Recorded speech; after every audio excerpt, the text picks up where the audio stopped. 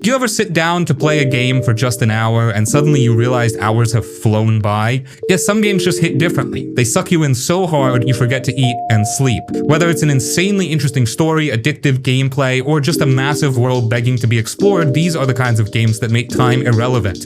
So if you're looking to vanish from reality for a bit and emerge weeks later, here are 20 games so damn good you'll lose track of time completely. Uncharted 4. Uncharted 4 is one of those games that'll make you completely lose track of time, and honestly, you probably won't even care. This game freaking nails everything: the action, the story, the characters, and the breathtaking set pieces. You play as Nathan Drake, now a retired treasure hunter trying to live a normal life, but when his long-lost brother Sam shows up with one last job, Nate gets sucked back into the life, and you already know he can't resist a good adventure. The gameplay is top tier. You'll climb cliffs, swing on ropes, and explore ancient ruins while solving puzzles and dodging gunfire. The shootouts feel slick, but it's the chase sequences that are pure chaos, like that freaking jeep chase through Madagascar. Bro, it's one of the most insane action scenes in gaming. You're drifting through muddy roads, crashing into buildings, and grappling onto moving trucks. It's basically playable Hollywood. But what really hooks you is the emotional story. This isn't just about finding treasure, it's about family, guilt, and letting go of the past. The banter between Nate and Sam is on point, and Nate's relationship with Elena feels genuinely real. You'll go from laughing at their banter to getting punched in the gut by emotional moments. That's relieving me at the dock. And man, the visuals are still so freaking stunning today. You'll wander through dense jungles, stroll along gorgeous beaches, and climb snowy mountains, all while staring at the insanely realistic scenery. Naughty Dog pushed the PS4 to its limits, and it still holds up perfectly. What makes Uncharted 4 a time eater is that it's impossible to put down. You'll start playing just one chapter, but then the next big twist hits, or you'll stumble into some massive action scene and suddenly you've been playing for 5 hours. Quantum Break.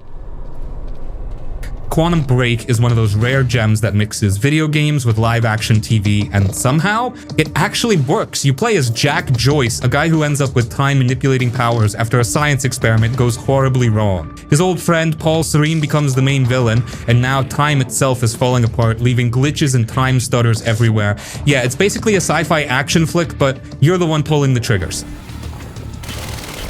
The gameplay is a blast. You've got guns, sure, but it's the time powers that make it next level fun. You can freeze enemies mid-fight, dash around in bullet time, or throw time bubbles that suspend everything inside. The combat feels super fluid, and when you chain powers together, you'll be flying around the battlefield, making bad guys look like they're in slow-mo, while you're moving at light speed. It's stylish as hell and never gets old.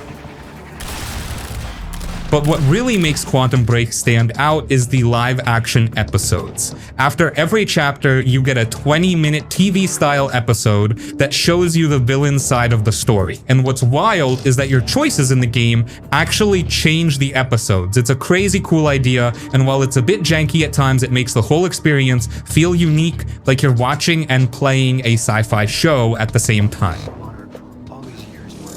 Visually, the game still holds up. The time-ripping effects look awesome, like when the world stutters and rewinds during action scenes. You'll see cars flipping back and forth, explosions reversing, and entire chunks of reality breaking apart. It's trippy as hell, and gives the game a chaotic, glitchy vibe that makes it feel distinct from other shooters.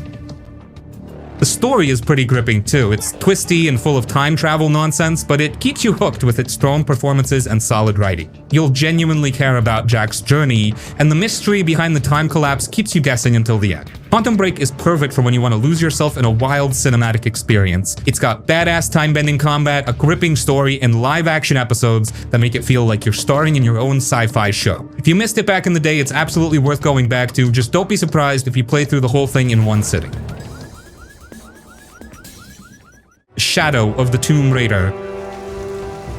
It's the final chapter of Lara Croft's origin story, and this time, she's more ruthless and battle-hardened than ever. The game throws her into the heart of the jungle where she's hunting down a mysterious artifact before the shady Trinity organization can get their hands on it. But while she's trying to stop the end of the world, she's also dealing with her own guilt from some pretty heavy choices. The gameplay hits that perfect sweet spot between exploration, puzzle solving, and combat. You'll be sneaking through dense jungles, climbing massive cliffs, and pulling off insane leaps that'll make you clench your controller. The stealth is super satisfying. You can blend into foliage, cover yourself in mud, and silently take down enemies like a jungle predator. And when things go loud, the gunplay is punchy and intense with explosive action sequences that'll have you scrambling for cover. The world itself is absolutely stunning. You'll be trekking through ancient Mayan and Incan ruins, swimming through eerie underwater caverns, and stumbling across massive hidden cities that feel ripped straight out of an Indiana Jones movie. The lighting, water effects, and dense vegetation make the environments feel alive, and you'll constantly stop just to admire the scenery. And man, the tombs, they're bigger, deadlier, and more creative than ever. You'll navigate through collapsing caverns, dodge spike traps, and solve ancient puzzles. The platforming and puzzle solving feel more intricate, making every tomb feel like a legit adventure. But what really makes this game a time eater is the crazy amount of side content. There are tons of optional tombs, crypts, and hidden collectibles scattered everywhere. The challenge tombs offer some of the best platforming and puzzle solving in the series. You'll constantly get sidetracked, exploring every nook and cranny, and before you know it, hours have flown by. Shadow of the Tomb Raider is an epic send-off for Lara's origin trilogy. It's got gorgeous environments, rewarding exploration, and plenty of intense action. If you're into adventure games with massive worlds and hours of side content, this one will suck you in and refuse to let go. Hitman Absolution.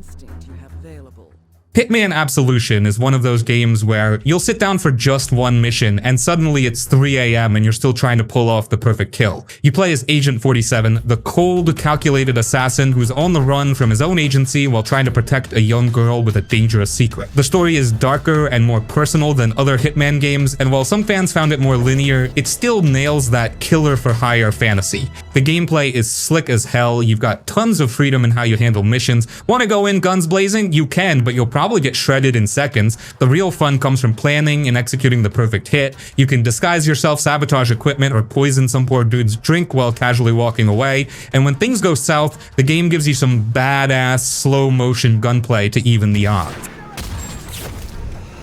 The levels are super creative. You'll sneak through seedy strip clubs, backwater towns, and massive mansion parties, all while blending into crowds and silently picking off targets. The attention to detail is crazy. You can overhear conversations, find hidden routes, or use random objects as weapons, and man, some of the accidental kills you can pull off, absolutely hilarious. There's just something disturbingly satisfying about rigging a giant disco ball to crush your target while everyone keeps dancing like nothing happened. What makes Hitman Absolution a huge time sink is the replayability. You'll finish a mission and immediately want to run it again, just to try out different kill methods. You'll be like, wait, what if I sniped the guy from the church tower instead? Or what if I dressed up as a chef and poisoned his meal? And suddenly, you've been replaying the same level for hours. Detroit Become Human.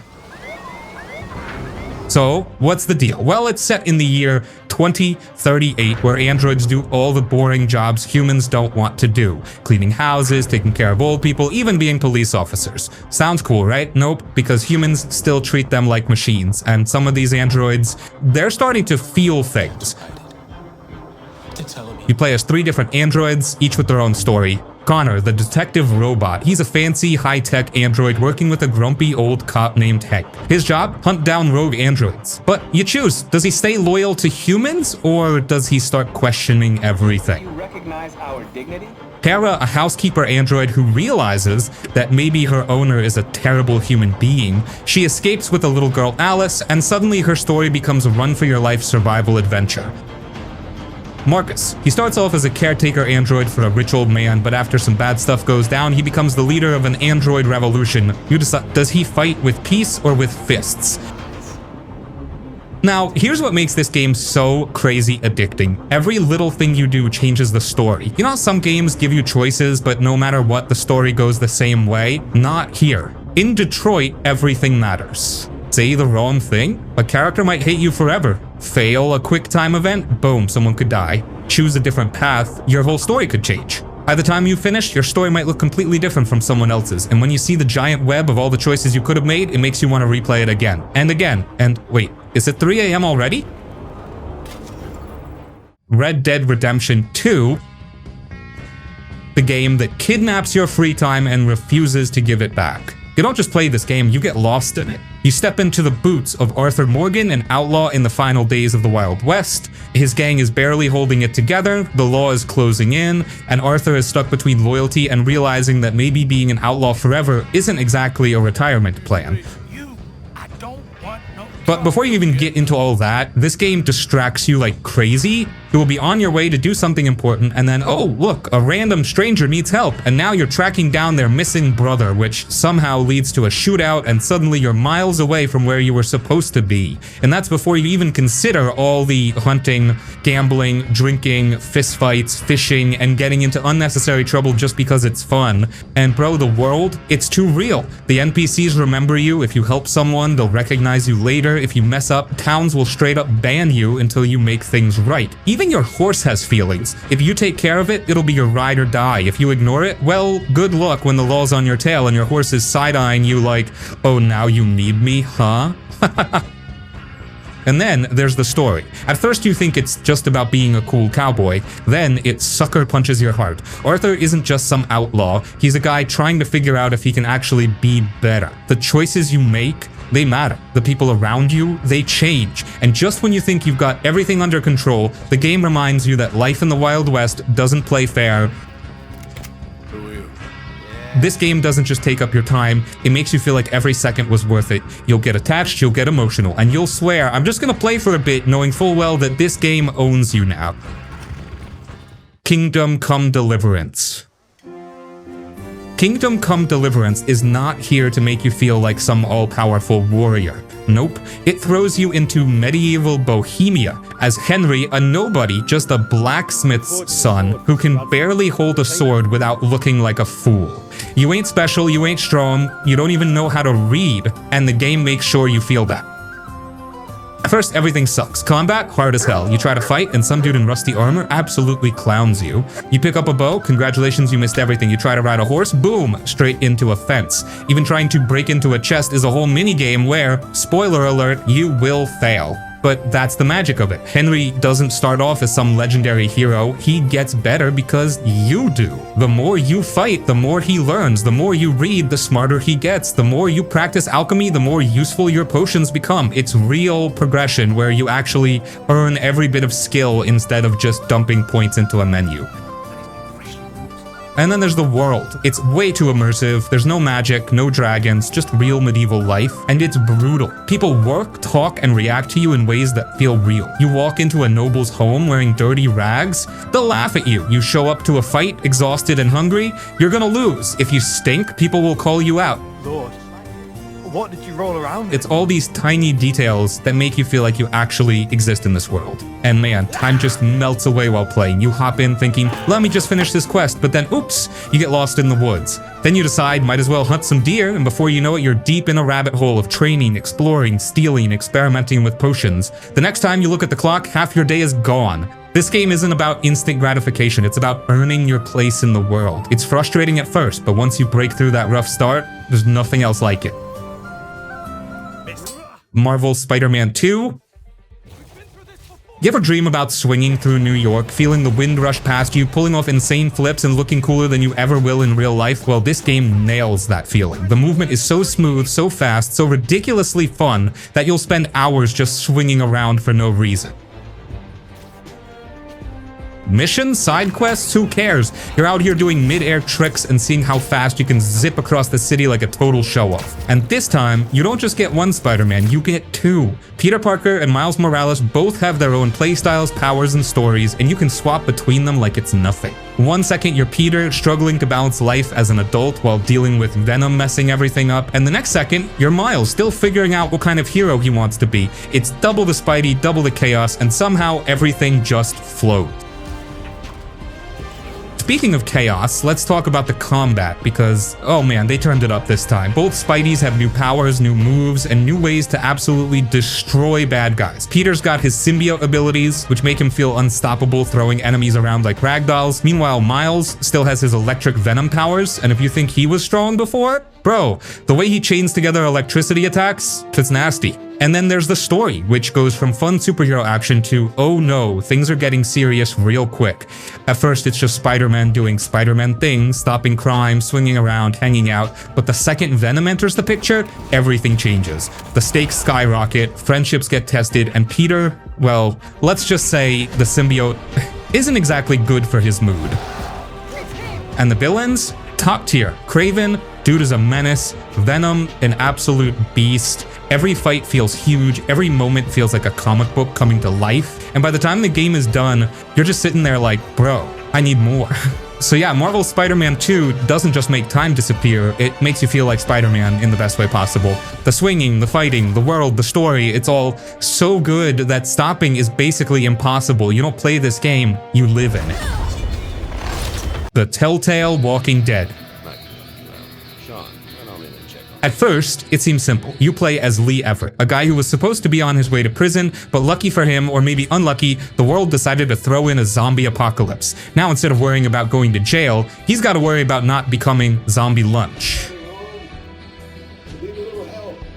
And then he meets Clementine. Oh man, Clem changes everything. She's this little girl, all alone, hiding in her house, waiting for parents who are probably never coming back. And just like that, Lee goes from random dude trying to survive to the closest thing this kid has to a dad now. And let me tell you, you will do anything to protect her.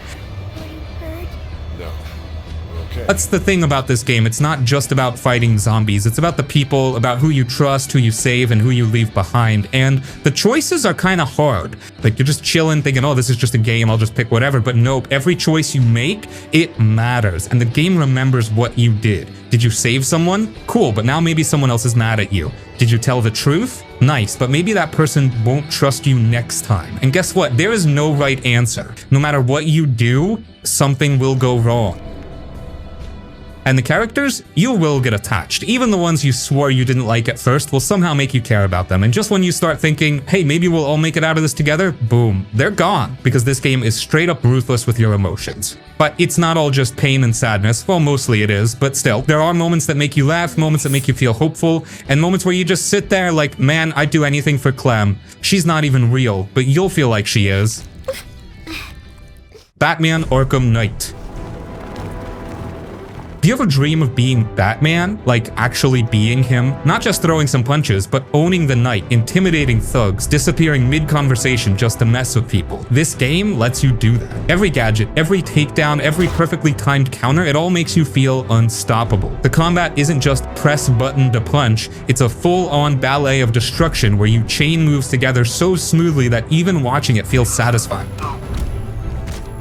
And then there's the Batmobile, which, let's be real, kind of takes over the game. At first, it's awesome, you're tearing through the streets, launching yourself out of the driver's seat, using it in combat like it's an extension of yourself. But then the tank battles start, and suddenly, it feels like Batman starring in Fast and Furious Gotham Drift. Don't get me wrong, it's cool, but at some point you're like, man, I kind of miss just punching people. The story? Intense. Gotham is falling apart, Scarecrow is running wild, unleashing fear toxin like he's trying to win Supervillain of the Year.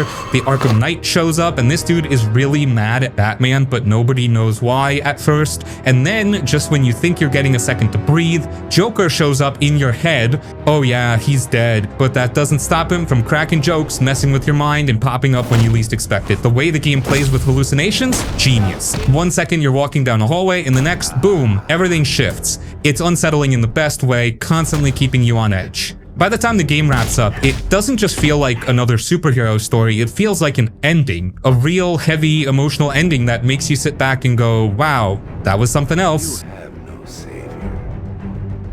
So yeah, if you want a game that truly makes you feel like Batman, not just the fighter, but the detective, the legend, the myth that criminals fear, this is the game. And once you start, say goodbye to whatever plans you had, because Gotham needs you. Mafia Definitive Edition. Alright, let's talk about Mafia Definitive Edition, which is basically a remake of the OG Mafia 1, the game that throws you straight into the 1930s, puts a fedora on your head, hands you a Tommy gun, and tells you to keep your mouth shut and do the job. Look, Tom, we can't send Paulie and This isn't just some open world crime game where you run around causing chaos. Nah, this one's got class. It's a story-driven ride through the world of old-school gangsters, smoky bars, shady deals, and enough double crosses to make your head spin. twice.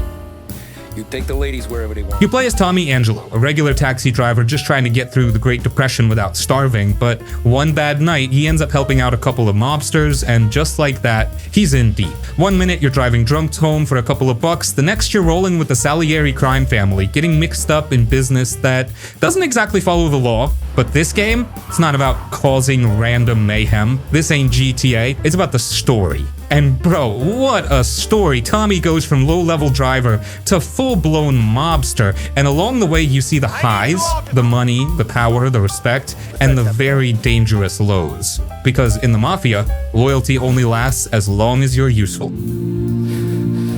The shootouts? Brutal. The car chases? Chaotic in the best way. The missions? Each one feels like a scene from a classic mobster flick. One second you're burning down a rival gang's bar, the next you're sneaking into a fancy hotel to take out a target.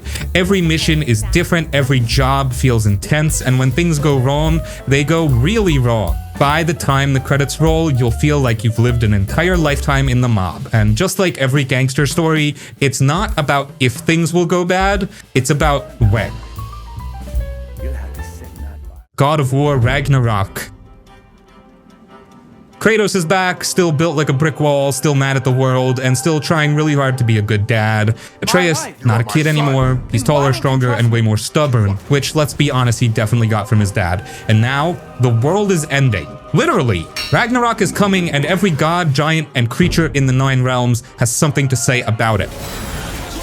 First off, this game is gorgeous. Every realm feels alive, from the icy wastelands of Midgard to the glowing forests of Alfheim. It's not just bigger than the last game, it's denser, deeper, and packed with more detail than your brain can handle. Every time you think you've seen it all, the game throws another jaw-dropping set piece at you, like, oh, you thought that was cool? Watch this. And the combat, oh man, if you thought Kratos hit hard before, he's somehow even more brutal now. The Leviathan axe still feels perfect, like it was made just to be thrown and called back 1,000 times. The Blades of Chaos, still an absolute blast, but now they've cranked everything up. More moves, more weapons, and more ways to absolutely demolish anything dumb enough to stand in your way. You wanna launch a dude into the air, juggle him with blades, then slam him into the ground so hard the screen shakes? Go for it! And the boss fights? Freaking unreal. This game wastes no time throwing massive, screen-filling enemies at you. Gods, monsters, things that shouldn't even exist. Every fight feels like something out of an epic myth, and you never quite know how far it's gonna go. One second you're dodging a massive attack, the next you're flying through the air, smashing through mountains. But what really makes this game next level is the story. Yeah, it's got action, yeah, it's got insane set pieces, but at the heart of it, it's still about Kratos and Atreus, a father and son trying to figure out who they are and what kind of future they actually want. Every moment hits harder because you know what's at stake, and just like the last game, it's got some real emotional weight. They're everywhere.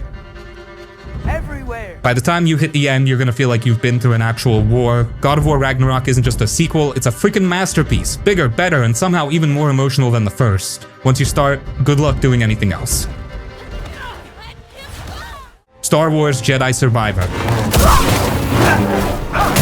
Cal Kestis is back, older, wiser, but still running from the Empire like it's his full-time job, and let's be real, it kinda is. The guy can't catch a break. 5 years after the last game, he's out here fighting to keep the Jedi legacy alive while dodging bounty hunters, slicing through stormtroopers, and facing off against some of the most badass enemies Star Wars has ever thrown at us.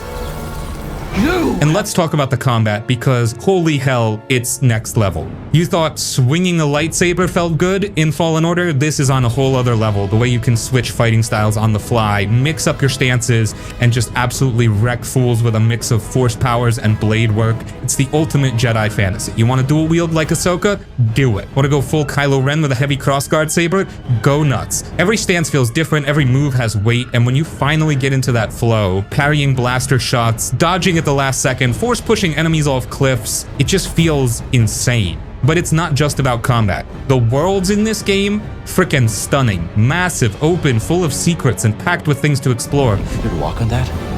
Kobo alone is bigger than you expect. You're climbing, sliding, force jumping your way through ancient ruins, shady underworld hideouts, and areas that actually make you stop and go, wow. And the best part, the exploration actually feels rewarding. You're not just hunting for pointless collectibles, you're finding new side quests, lore, and gear that actually matter. And let's not forget the story, because damn, this one goes places. It's not just Empire bad, Jedi good. It actually dives deep into who Cal is, what he's fighting for, and what it really means to survive. And without spoiling anything, there are some twists that hit hard. That before you know it. Bottom line, Jedi Survivor is the Star Wars game you've been waiting for. Bigger, better, and somehow even more fun to play than the first one. The second you pick it up, just accept that the real world doesn't exist anymore. You've got an empire to fight. Wolfenstein 2: The New Colossus. Wolfenstein 2: The New Colossus doesn't just throw you into the action, it freaking drop kicks you into absolute chaos and dares you to keep up. BJ Blazkowicz is back, somehow still alive after the insane ending of the last game, and guess what? The Nazis are still in charge and they're still the absolute worst, but this time the fight isn't in Europe.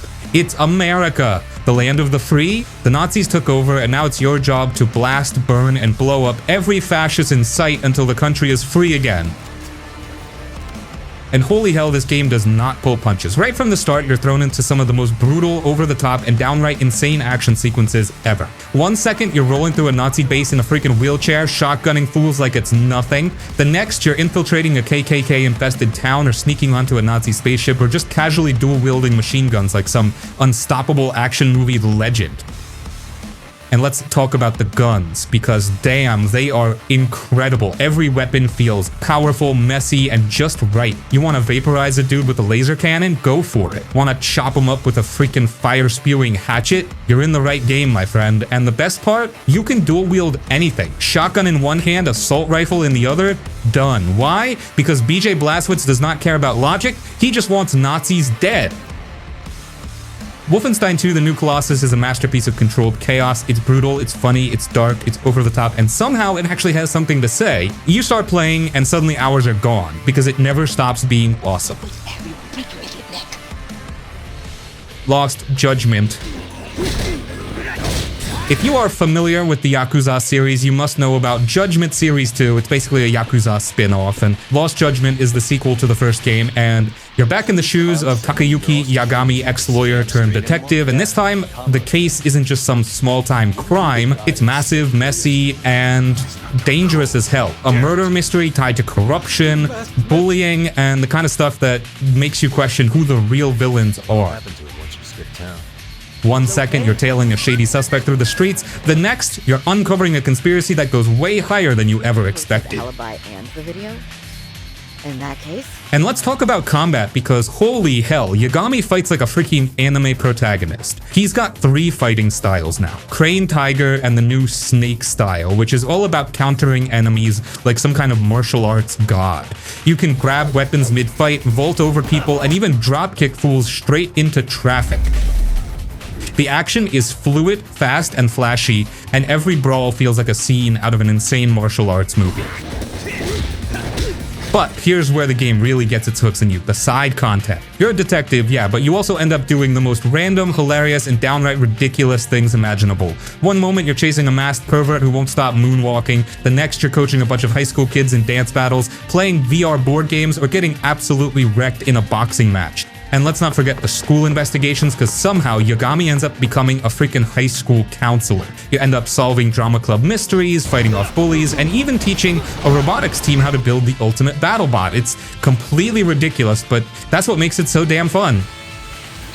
And then there's the world itself. Yokohama and Kamurocho are straight up alive. Neon lights, busy streets, people just going about their lives. You can grab a drink at a bar, hit up the batting cages, or just walk around soaking in the atmosphere. It's a place you actually want to spend time in, even when you're not chasing down bad guys. Ryse, Son of Rome. You play as Marius Titus, a Roman soldier who has zero chill and a whole lot of anger. His family gets murdered, his life falls apart, and now he's out for revenge. And he's gonna carve his way through entire armies to get it. The game throws you into massive cinematic battles where you're slicing through barbarians, leading legions into war, and watching Roman politics get really freaking messy. Ready the men. And let's talk about the combat, because if you ever wanted to feel like an actual gladiator, this game delivers. Every fight is brutal, weighty, and just straight up satisfying. You've got swords, shields, and enough finishing moves to make Mortal Kombat jealous. Chop a guy's arm off? Sure. Stab a dude through the throat in slow motion? Absolutely. Shield bash someone so hard they forget Latin? Go for it. It's simple, yeah, but damn if it doesn't feel good. But what really makes Ryse stand out is the presentation. This game was built to look stupidly good, and even today it holds up. The environments, massive and gorgeous. The character models, ridiculously detailed. The lighting, chef's kiss. It's one of those games where you just stop and go, damn, this looks like a freaking movie. Ryse Son of Rome is short, sweet, and stupidly entertaining. It's not the deepest game ever, but if you want to feel like an unstoppable Roman warrior for a few hours, nothing else hits quite like this. The Saboteur. So, what are we saying? Alright, the Saboteur is one of those games that just oozes style, like light up a cigarette, throw on a trench coat, and stare dramatically into the distance kind of style. You play as Sean Devlin, an Irish race car driver turned resistance fighter. And let's be real, this dude is the definition of badass. He drinks, he swears, he punches Nazis in the face, and he does it all while looking cool as hell. The game throws you into Nazi-occupied Paris, but this isn't your typical history lesson. This is Paris like you've never seen it. At the start, the whole city is covered in black and white with only splashes of red from Nazi banners and lights. It's bleak, depressing, and straight up oppressive. But here's where the magic kicks in. The more you fight back, the more color returns to the world. Every time you blow up a Nazi outpost, sabotage a tower, or inspire the resistance, the city literally comes back to life. It's one of the coolest visual mechanics ever, and it makes every mission feel like it actually matters. Perhaps it's time you found a better class of friends. Now let's talk gameplay, because this is where the fun really kicks in. You get to sneak, climb, shoot, and drive like a total madman. Want to go in loud? Unload a Tommy gun into a crowd of Nazis and make a run for it. Want to be sneaky? Disguise yourself, sneak into bases, plant explosives, and disappear into the night like some kind of Irish Batman. And when things go south, hop into a car and pull off insane high-speed chases through the Parisian streets. Oh, and speaking of Paris, the world is freaking fantastic. It's not just the city either. You can explore the countryside, scale the Eiffel Tower, and even hang out in underground bars where the resistance is plotting their next move. There isn't one. There's a whole vibe to this game that just pulls you in. It's dirty, it's dangerous, and it's absolutely dripping with atmosphere. The Saboteur is one of those underrated gems that people slept on, but once you play it, you get it. It's like Assassin's Creed, GTA, and Inglourious Basterds had a baby and it turned out to be a whiskey-drinking, Nazi-punching legend. You sit down to play, and before you know it, you've spent hours blowing up enemy strongholds and making Paris beautiful again. It's revenge, it's resistance, and it's just pure fun. Until Dawn. You just take whatever you want anywhere. Until Dawn is one of those games where you sit down expecting some simple horror fun, and next thing you know, you're gripping the controller so hard your knuckles hurt, screaming at the screen because your favorite character just got brutally murdered.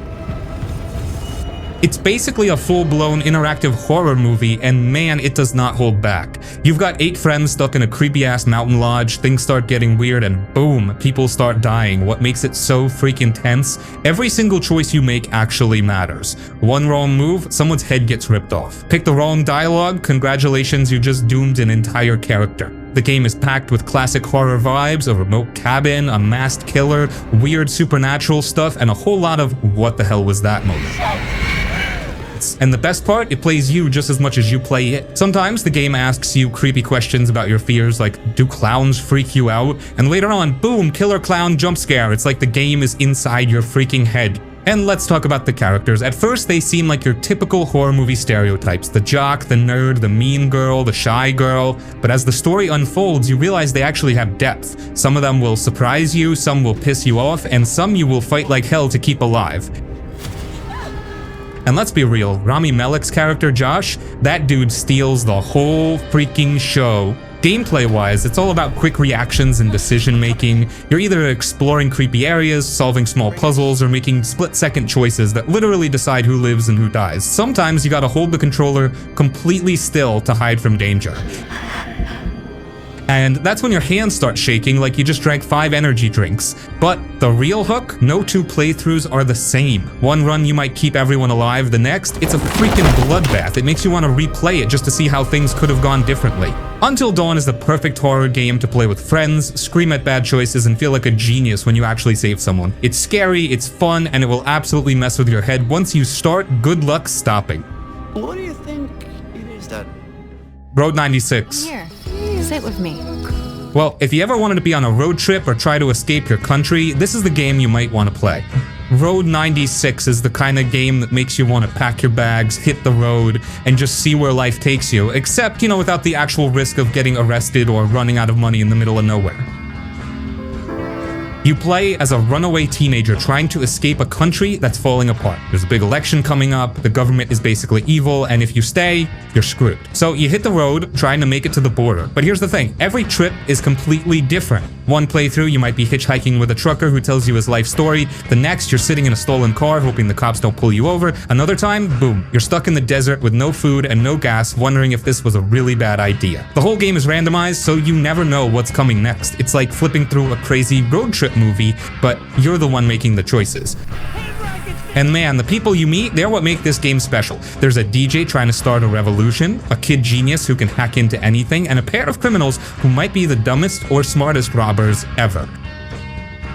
Some people want to help you, some want to use you, and some just want to see the world burn.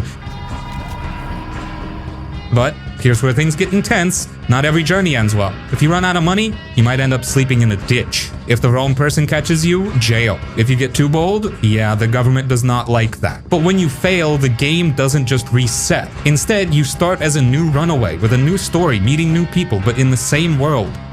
So all your choices, they still matter. Maybe that DJ you helped last time finally sparks a revolution. Maybe the trucker you saved ends up helping the next kid escape. It all builds up over time, and that makes it feel so much bigger than just one character's story. Oh, and let's talk about the freaking vibe of this game. The sunset's perfect. The soundtrack, absolute road trip gold. You can stop at gas stations, play arcade games, even just sit and listen to the radio while the wind blows through the trees. It's one of those games where you don't just play it, you feel like you're living in it. Road 96 isn't about fighting or fast action, it's about making choices, meeting people, and seeing where the road takes you. You start playing, and before you know it, hours are gone. You got lost in the journey, and honestly, that's kind of the whole point. It started for a good reason. LA Noire. We're done here. So, in LA Noire, you're not some over-the-top action hero or a gangster running from the cops. Nah, you are the cop. And not just any cop, but a detective in 1940s Los Angeles, solving crimes, chasing down suspects, and trying to figure out who's lying straight to your face. He has his honor, no? Now let's get one thing straight, this isn't your usual crime game. You don't just run in guns blazing, this is all about thinking, observing, and reading people. Every case is a puzzle and it's up to you to put the pieces together. What are you saying? You find clues, question suspects, and analyze their faces like you're some human lie detector. And man, those faces? This game was way ahead of its time. The motion capture is so good that you can actually see people's lips twitch, their eyes dart around, their forehead get all sweaty when they're full of crap. And that's when you gotta decide, do you believe them, doubt them, or straight up call them out on their BS? What I know is that on 3 But here's the catch. You're not always right. You might think some guy is lying through his teeth, but nope, he was telling the truth and now he hates you. Or maybe you trust someone you shouldn't have and now an innocent person is in handcuffs while the real criminal gets away. And when you screw up, oh, the game does not hold back. Your boss will chew you out, the newspapers will call you an idiot, and you'll just sit there thinking, damn, I really messed that one up. And LA itself, freaking incredible. It's not just a backdrop, it's a full breathing city from the golden age of Hollywood. Oh, yeah? Classic cars, neon signs, smoky jazz clubs, old school diners. It feels like stepping into a time machine. Black man in this town holding on to 2 tons of morphine? You can drive around, listen to the radio, and soak in that noir detective vibe. And sometimes, you'll even get random street crimes popping up like bank robberies or crazy car chases, just to remind you that even in a detective's world, things can get messy real fast. Now, let's talk about the story, because this game does not play it safe. You start as Cole Phelps, a war hero turned cop who seems like a straight up good guy. But as you rise through the ranks, solving murders, working vice cases, dealing with corruption, you start seeing the cracks. The game dives deep into the ugly side of LA politics, drugs, cover-ups, and dirty secrets that some people would kill to protect. What do you want to ask about? And as for Cole, well, let's just say things don't stay clean for long. Max Payne 3. This is Max at his absolute lowest, and man, Rockstar did not hold back on making you feel every ounce of that misery. By now, Max is not the same guy we knew from the old days. The trench coat is gone, his signature noir monologues now soaked in whiskey and regret. He's older, bolder, and somehow even more broken. Dude's basically a walking bad decision at this point. He takes a bodyguard job in Brazil thinking it'll be easy money, but surprise, surprise, it all goes to hell real fast. Rich people get kidnapped, betrayals stack up, and before you know it, Max is knee-deep in some of the nastiest shootouts Rockstar has ever made. And let's talk about that gameplay, because holy crap, the gunplay in this game is straight up perfection. Every bullet feels like it has weight, every shot fired is brutal, and when you dive into bullet time, it's pure action movie magic, slow motion, glass shattering, bad guys getting wrecked. It never gets old. You can practically see the bullets tearing through the air as you dodge gunfire like some depressed John Wick. But here's the thing, this game is not easy. Enemies are ruthless, cover doesn't last long, and if you're not careful, you're dead in seconds. It forces you to actually think about how you fight. You gotta move, pick your shots, and use bullet time wisely. Otherwise, you're just another body on the floor. And man, the presentation, Rockstar went all out with this one. The whole game looks like it's shot through a gritty fever dream filter. The colors shift, the screen glitches, words flash on the screen like Max's own drunken thoughts. It really makes you feel like you're inside his messed up head. But what really makes this game hit hard is Max himself. He's not some hero, he's broken, tired, and full of regrets, but somehow he keeps pushing forward. Even when everything turns to crap, even when he's drowning in his own self-loathing, he doesn't stop. It's like watching a guy who has nothing left still fight like hell just because he refuses to go out any other way. Max Payne 3 is brutal, stylish, and straight up unforgettable. It's a story about violence, redemption, and a guy who just can't seem to outrun his past. If you love games that make you feel like you just stepped into an action thriller masterpiece, this one is an absolute must-play. Just be ready for a lot of bullets, a lot of blood, and a whole lot of pain. Dumb ideas, but Passo's sure.